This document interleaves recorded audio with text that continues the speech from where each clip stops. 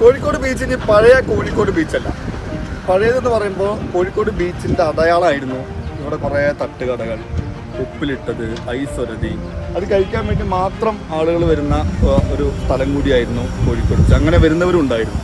പക്ഷെ ഇന്നിപ്പോൾ ഈ വിജനമാണ്, ആരുമില്ല, ആളും ബഹളമൊന്നുമില്ല, ഈ തട്ടുകടകളില്ല, ഐസൊരതിയില്ല, ഉപ്പിലിട്ടതില്ല, ഒന്നുമില്ല.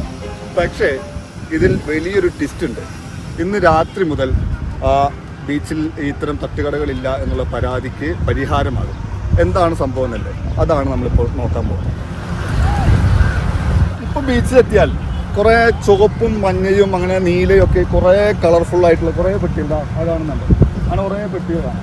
ഈ സംഭവം എന്താ വെച്ച് കഴിഞ്ഞാൽ ഇവിടെ ഒരു ഫുഡ് സ്ട്രീറ്റ് തുറക്കുകയാണ്. ഫുഡ് സ്ട്രീറ്റ് എന്ന് പറയുമ്പോൾ പെട്ടിക്കട തന്നെയാണ്, പക്ഷേ ആധുനിക രീതിയിൽ സംവിധാനം ഒരുക്കി പുതിയൊരു പദ്ധതി നടപ്പിലാക്കുകയാണ്. അതിൻ്റെ ഭാഗമായാണ് ഈ ഫുഡ് സ്ട്രീറ്റ് പദ്ധതി നടപ്പിലാക്കിയത്. ഫുഡ് സ്ട്രീറ്റ് എന്ന് പറയുമ്പോൾ നേരത്തെ ബീച്ചിലുണ്ടായിരുന്ന ഈ ഉപ്പിലിട്ടത്, ഐസൊരതി, അന്ന് വേണ്ട കോഴിക്കോടിൻ്റെ തനത് രുചികളായ കല്ലുമ്മക്കായ, അല്ലെങ്കിൽ മറ്റ് ചായ കുടിക്കാൻ വേണ്ടി വരുന്നവർക്ക് ചായ, അങ്ങനെ എല്ലാം കിട്ടുന്ന ഒരു ഫുഡ് സ്ട്രീറ്റ്. അതായത് ഒരറ്റത്തു നിന്ന് തുടങ്ങി ഒരറ്റം വരെ ഒരു വാക്ക് വേ പോലെ നടന്ന് സഞ്ചാരികൾക്ക് ഇവിടെ എത്തി ഇവിടെ കണ്ട് ചായയും മറ്റും കുടിച്ച് കോഴിക്കോടിൻ്റെ രുചി ആസ്വദിച്ച് അങ്ങനെ നടന്ന് ബീച്ചിലെ വൈബൊക്കെ ആസ്വദിച്ച് പോകാൻ പറ്റിയ ഒരു സംവിധാനമാണ് ഈ ഫുഡ് സ്ട്രീറ്റ് കൊണ്ട് ഉദ്ദേശിക്കുന്നത്.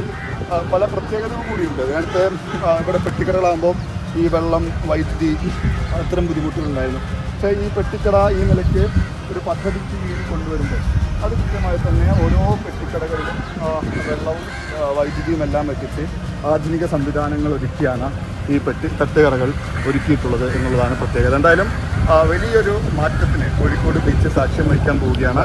നമ്മൾ ബീച്ച് ബ്യൂട്ടിഫിക്കേഷൻ്റെ ഭാഗമായി തെരുവ് കച്ചവടക്കാരെ സുരക്ഷിത മേഖലയിൽ കൊണ്ടുവരും. മാത്രമല്ല ഒരു മാതൃക ഫുഡ് സ്ട്രീറ്റ് തയ്യാറാക്കുക. 90 കച്ചവടക്കാരാണ് ഈ ബീച്ചിലുണ്ടായത്.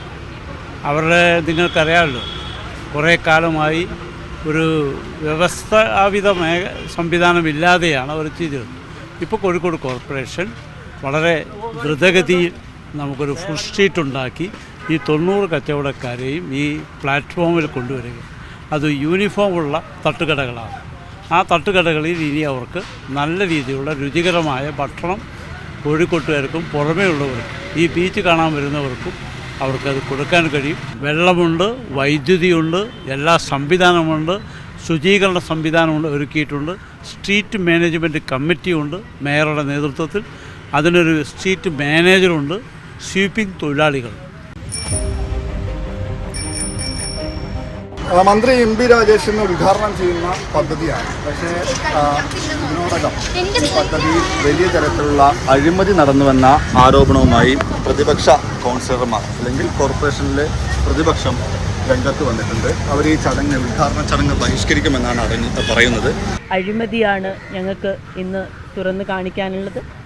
അടിസ്ഥാന സൗകര്യം ഏർപ്പെടുത്തുന്ന പദ്ധതിയുടെ എസ്റ്റിമേറ്റിനേക്കാൾ കൂടുതൽ തുക ചെലവഴിച്ചതിൽ വലിയ രീതിയിലുള്ള ദുരൂഹതയുണ്ട്. 3.44 കോടിയായി എസ്റ്റിമേറ്റ് തുക. ഇതിൽ നാഷണൽ ഏർബൻ ലൈവ്ലിഹുഡ് മിഷൻ്റെ 2.44 കോടിയും സർക്കാരിൻ്റെ ഫുഡ് സ്ട്രീറ്റ് പദ്ധതിയിൽ നിന്ന് 1 കോടി രൂപയുമാണ് ഉദ്ദേശിച്ചത്. എന്നാൽ ഇതൊക്കെ മറികടന്ന് ഇന്ന് ഈ പ്രവൃത്തിയുടെ എസ്റ്റിമേറ്റ് തുക 5.29 കോടിയിൽ എത്തിയിരിക്കുകയാണ്. നമ്മൾ മനസ്സിലാക്കേണ്ടത്, ഇവിടെ കച്ചവടക്കാരുടെ കയ്യിൽ നിന്ന് 3 ലക്ഷം രൂപയാണ് ഗുണഭോക്താക്കളിൽ നിന്ന് ലോണായിട്ട് വാങ്ങുന്നത്.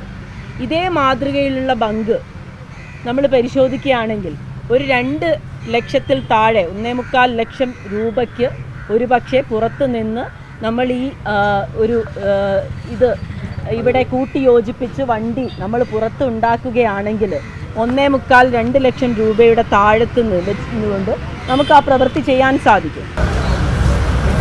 ഇതൊക്കെയാണ് കോഴിക്കോട് ബീച്ചിൽ പുതുതായി വരുന്ന ഫുഡ് സ്ട്രീറ്റിൻ്റെ വിശേഷങ്ങൾ. ഇതൊക്കെയാണെങ്കിലും ഈ അഴിമതി ആരോപണം അല്ലെങ്കിൽ ഇതിൻ്റെ മേന്മകൾ എല്ലാം വിശദീകരിക്കുന്നുണ്ട്. എന്തായാലും പൊതുജനങ്ങളെ സംബന്ധിച്ച് പുതിയൊരു അനുഭവമാണ്, ഒരു പുത്തൻ അനുഭവമാണ്. നമ്മൾ സാധാരണ നിലയ്ക്ക് നമ്മുടെ നാട്ടിൽ പരിചയിച്ചിട്ടില്ലാത്ത ഒരു സംവിധാനമാണ് കോഴിക്കോട് ബീച്ചിൽ ഒരുങ്ങാൻ പോകുന്നത്. ക്യാമറ പേഴ്സൺ ഷബീർ കല്ലിനോടൊപ്പം ഷബീർ ഉമർ, മീഡിയ കോഴിക്കോട്.